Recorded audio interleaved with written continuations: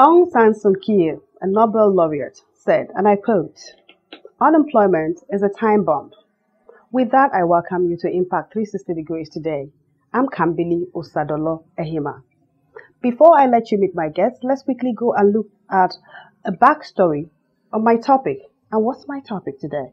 I'm looking at entrepreneurship as a way out of unemployment in Africa, with Nigeria as our case study. To stay. A recent survey shows that sub-Saharan Africa is the region with the highest number of early-stage entrepreneurial activity, with Nigeria and Zambia topping the chart at 39.9% and Angola with the least at 22.2%. Even with this growth, unemployment is still the order of the day. However, economists, businessmen and women, and heads of state still believe that fostering a robust entrepreneurial culture will maximize economic success and subsequently reduce unemployment. This remains to be seen. Join me as we sample people's opinion on this topic. I feel that government should create a more conducive environment for people that are growing small businesses. Poor leadership is killing entrepreneurship. Well, the truth is that when it comes to entrepreneurship in Nigeria, government is not doing much. For this country, government cannot do all. We have graduates, coming out of school looking for white-collar jobs. It shouldn't be. Anybody can do that. You don't need big money. You don't need a lot of money. You don't need shop. You don't need anything. You can just start. The economic backbone of most nations is its middle class. I'm Emma F. Young, and this is Impact 360. Over to you at the studios.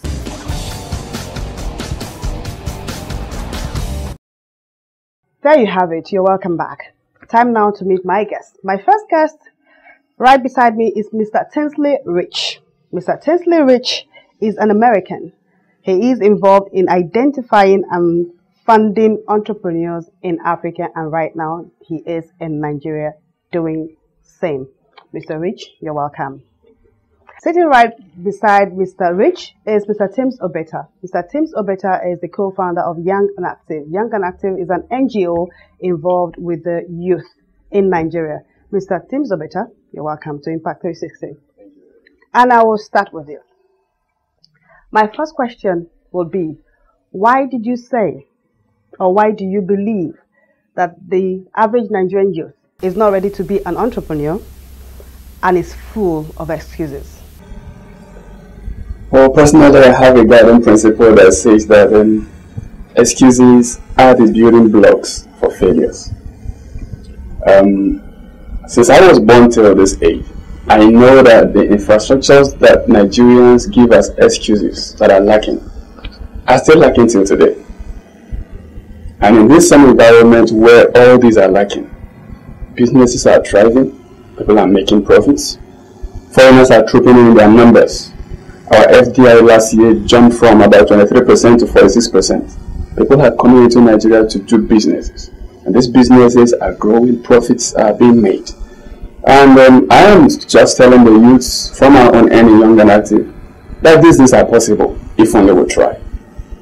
Should we fold our arms just because the basic infrastructures are not there, and then expose ourselves to other ills that may hit us at the long run because of being idle? So we're just saying no more excuses. If others are doing it, then you can do it as a youth. Wake up to the reality of that. You just said that should we just fold our arms because of the necessary infrastructure and the things that would aid entrepreneurship are not there? Should we just fold our arms? Is it not you? Doesn't that show that you are accepting really that the infrastructure, the enabling environment is just not there for a youth in Nigeria to become an entrepreneur? I do agree that there are challenges. But if there are challenges, these challenges are meant to be faced headlong. They are meant to be faced headlong. There are infrastructure facilities are lacking, no doubt about it. We don't have good access to roads, we don't have electricity, we don't have good pipe and waters and other things that we need to make businesses run in Nigeria.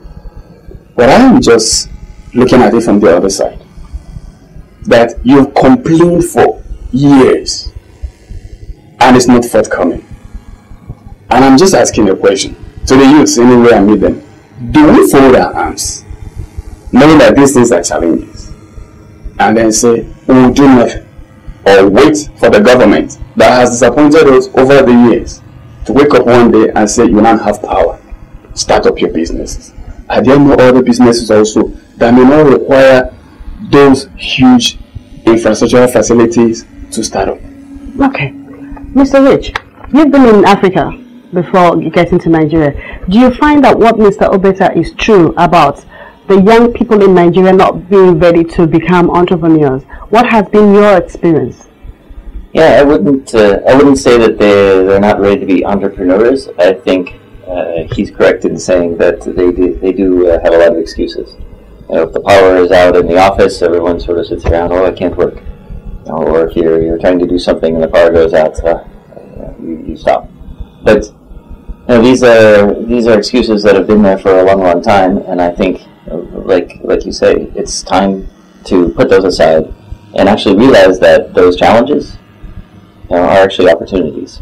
Because you see lots of companies that are looking to get into Nigeria, into the market, but they see all these challenges and they say, okay, we're not going to do this because it's there's no power, there's no infrastructure.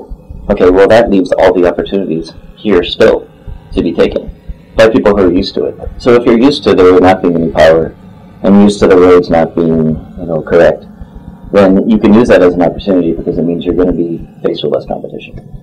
Can you tell us, Mr. Rich, how you now have to transform these challenges into opportunities? What does an entrepreneur need to do? Well, one of the things that you can do as an entrepreneur is look for ways to build a business that don't require all of the things that are lacking. I think a great example, and one of the companies that we invest in a lot are software companies. So Facebook was started by one kid in his dorm room with a laptop. Okay, and now it's one of the largest companies in the world. And to start a software company, you don't need a warehouse, you don't need trucking, you don't need skilled labor. You barely need power. You just need enough to power your laptop. You can start a software company and start exporting that software with a click of a button without having to worry about infrastructure. So you can find businesses that don't require all of that.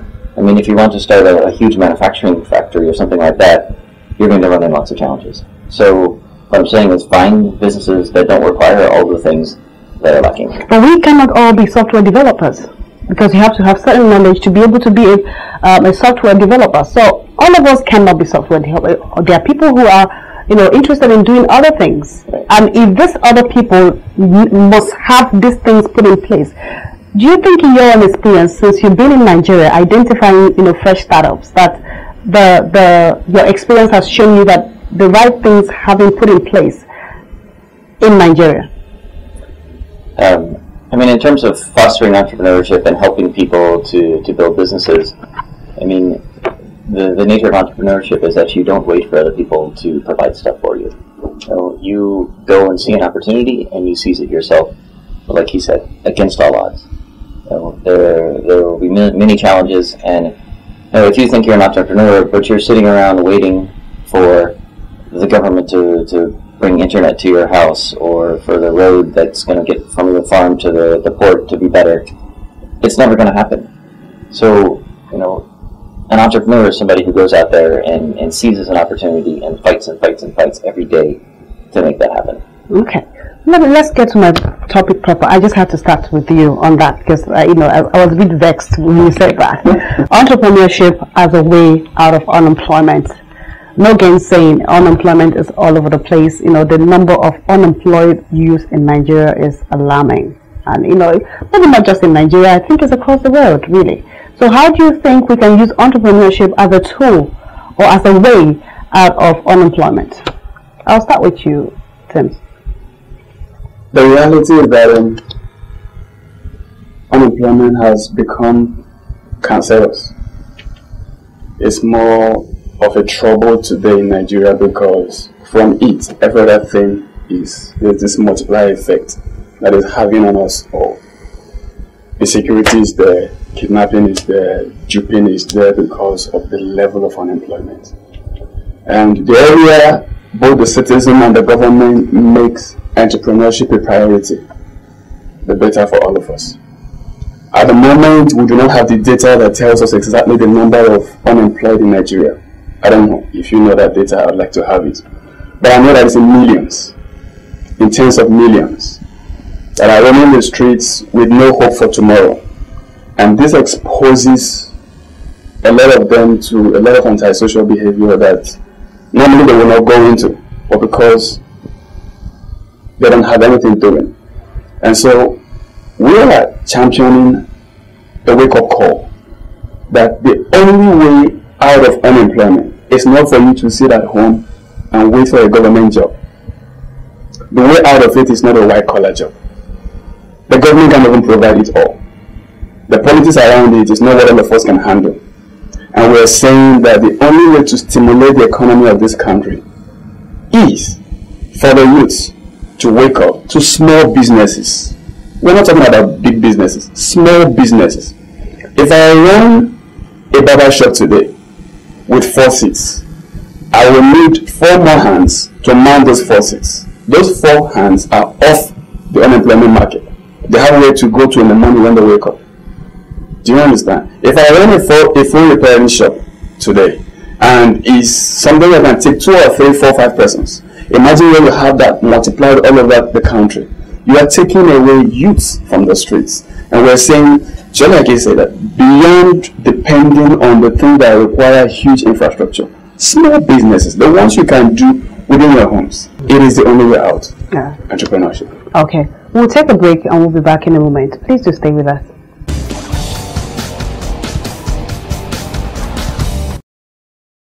You are welcome back. If you've just joined us, the program is Impact 360 Degrees. Mr. Rich, I'll come to you and I'll pose the same question to you. How do we use entrepreneurship as a way out of unemployment, given your wealth of experience in this field? Yeah, it's interesting because in the United States, it used to be that about 90% of people were employed by large businesses. And that was the goal. You graduated from college and you went and you worked for a large company for the rest of your life, and you were mostly miserable. But and that seems to be the goal that most people want in Nigeria now. They want to work for the federal government. They want to work for a large company. But now in the U.S., 80% of people work for small and mid-sized companies, and they're much happier for it. I mean, most people, if you ask in the U.S., are you happy with your job? They say yes. So the reason that happened is because we started fostering entrepreneurship. We started fostering small business formation.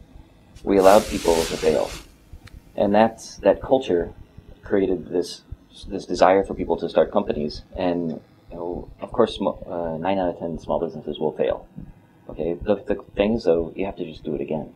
And in the U.S., it became part of the culture. It's like, oh, I started this company. How'd it go? Oh, it didn't work out. No problem. What are you going to do now? I'm going to do another one, something different. I'm going to take what I learned. And in Nigeria, I think that culture is a little bit lacking. So you're not allowed to fail. And if you do fail, people they look down upon you, and there isn't this culture of just keep trying and do it again. And if you fail, no problem. Like, the money that I gave you, okay, sorry, but I'll give you a little bit more. Try again with a different company and take what you learned. And I think that's really important to fostering a sense of entrepreneurship and getting people employed. Create this culture where it's acceptable to start a small business and to try things that might not work. Okay. The survey has it that most entrepreneurial skills or startups will fail in the first 5 years. Right. From your experience, once again, how have you been able to see, or what would you tell an entrepreneur watching us right now? What would the person do to be able to avoid this failure that you've talked about? Yeah, I mean, I think if you try to avoid failure, then you'll never start. Because, I mean, for example, Twitter. When Twitter came out, I saw Twitter and I was like, that's the most ridiculous thing in the world. And nobody would tell them, hey, this is a great idea. Everyone was like, this is crazy, why will this happen? But anyway, it took off, it went crazy, and it's huge. Okay, so everyone will always tell you that your idea will not work. You just have to keep trying and keep doing it. And, you're going to fail. If you're an entrepreneur, I mean, you ask any entrepreneur, how many businesses have you started? I mean, I started maybe 20. Okay, and 18 of them probably went nowhere. And, but all it takes is a couple, 1 or 2. And every mistake that you make, you learn from. So I wouldn't go into starting a small business saying how I'm going to prevent from failing, because then you'll be afraid to take any risk. And in order to take a small business, especially in this market, you have to be willing to take risks. Okay. And you're going to fail. I mean, you will. But you get up and you do it again, and you learn from those failures. That's very scary, right? Yeah. You're going to fail. Yes. I don't even want to hear that. Mr. Opeta, let me come to you. An entrepreneur would always have the challenge of unemployable, youth, the human capital, the financial aspect of it, and all that. How would you respond? Well, I would say that for me, in the ladder of startup businesses, human resource should be at the tail end of it, because we are many in this country. I don't think there's any other nation I know that has cheap labor like we do have here. It is now the quality of the labor that is of concern to most entrepreneurs. And then because of the attitude we have towards we are certificate driven. Paper qualifications, we attach a lot of value to paper qualifications rather than skills, expertise. We don't have that. But I would tell a young entrepreneur like myself, or a young employer, that if you bury your heads in the fact that you want to consider, who will I start with, who will I employ, what are the best hands I can bring in to make this happen, and then because you are surrounded with go-nowheres, you feel that there are no better persons somewhere, you may never start. And so if you try A and it didn't work, try B, try C, try D, try E. One of them will certainly give you what you want. If you have the nerve to hire, you should also have the nerve to fire. That's what makes you an entrepreneur, because you didn't start to fail. You started to try until you succeed. Okay. And whatever would be a cog on the wheel of progress, you need to be able to take that away, to be able to move on. Mr. Rich has put it down to consistency. You need to keep doing it over and over again. Mr. Tims Obeta is talking about being very assertive and being very firm. On that note, I take a break. When we return, we're going to be looking at the government aspect of this topic. Please stay.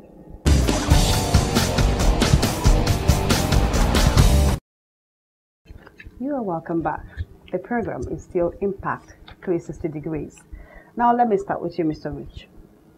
From your experience in Nigeria, do you think the government, because no gainsaying, we have all agreed that entrepreneurship is a way out of unemployment, because when people start small businesses, then they're able to employ other people, and then we're decreasing and depopulating the unemployment sector. Now, do you think the Nigerian government, given your experience, is doing enough to encourage entrepreneurs? I think that they could do more. I mean, in my mind, the government is not responsible for creating entrepreneurs, but what they should be doing is removing obstacles and making it easy. If they are not responsible, if you say they are not responsible, I'm sure in the US, people are taught how to be entrepreneurs. There's funding provided. You are in Africa providing funding for startups. Do you think government is really doing enough, given your experience in Africa and then Nigeria as a case study? Yeah, I just read 2 days ago that in Kenya now you can register a business online. And having that availability in Nigeria would be amazing. That's the type of things that the government should do. They should make it easy for people to create small businesses.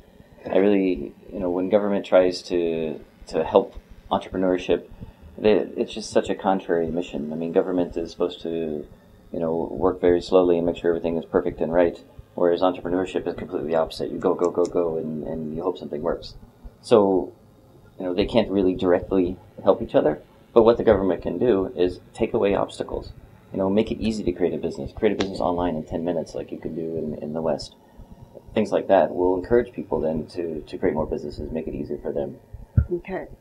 Take away obstacles. You've talked about registering online. What other things can you prefer?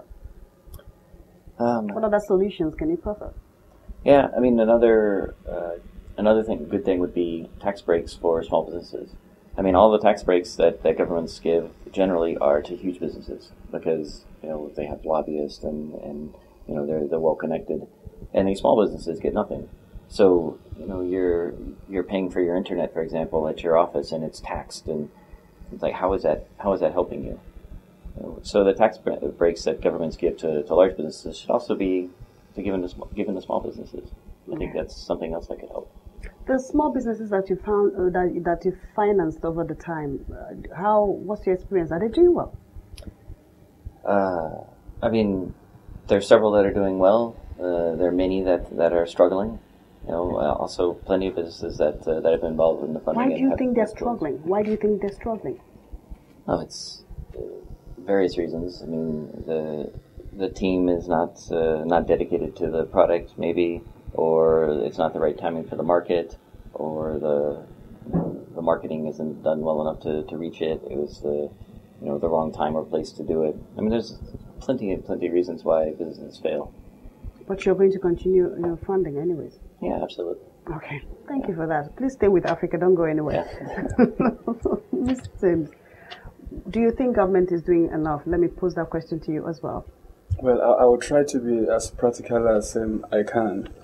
The government, over the years, has not been able to meet up to expectation to allow small businesses grow. And that's because the needed environment is not there. I think that it is the duty of the government to create a needed environment to make small businesses thrive and succeed. He doesn't agree with you. Mr. Rich doesn't. You heard him. He doesn't agree with you. Okay, let's hear you though. I think the government owes the citizens that. Power, for instance, is something that is keeping all of us. When I say all of us, it's affecting both big businesses and small businesses in Nigeria.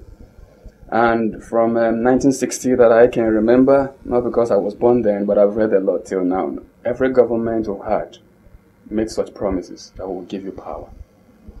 I think it's high time they keep to this promise and see if we will not have a good economic growth. Okay, another example is the UN project that the government initiated to support small businesses. They made it available as venture capitals for those who have, the skill or the ideas that they want to push.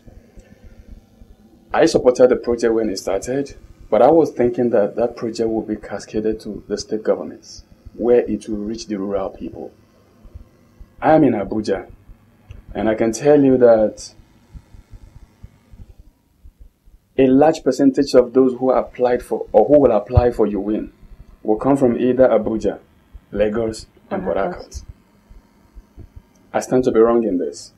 But if it was an idea that was bettered by the federal government and you pushed it down through the state governments and each state is doing their own projects, we can track those projects that those people are doing.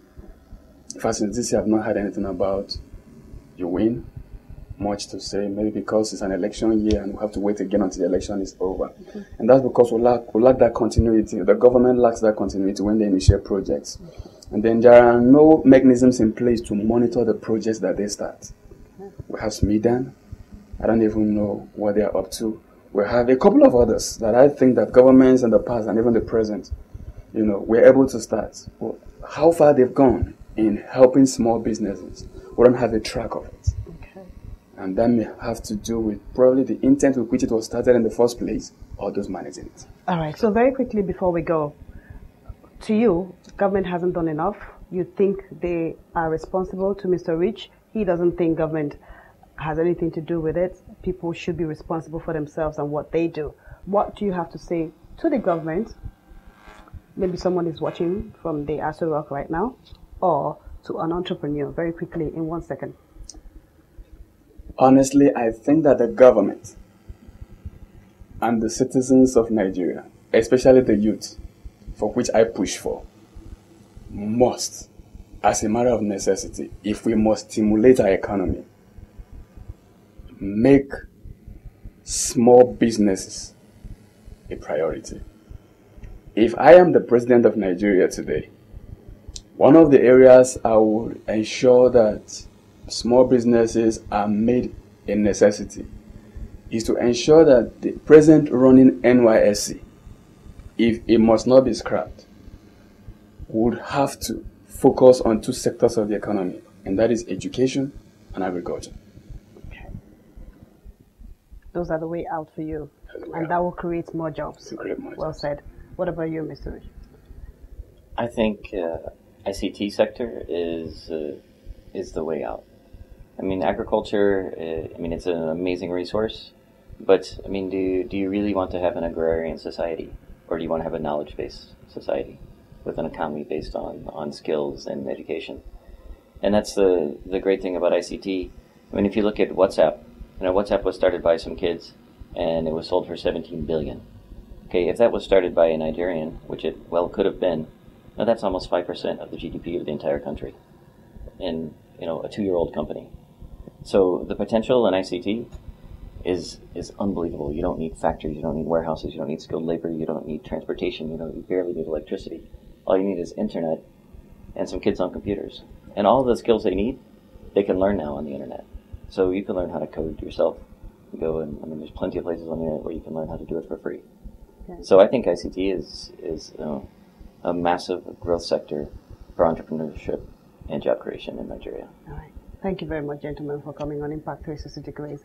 I've personally enjoyed how the various opinions played out on today's topic. I hope you've had fun. I did. Let's do this again next time. I'm Kambili-Rich Tanksley.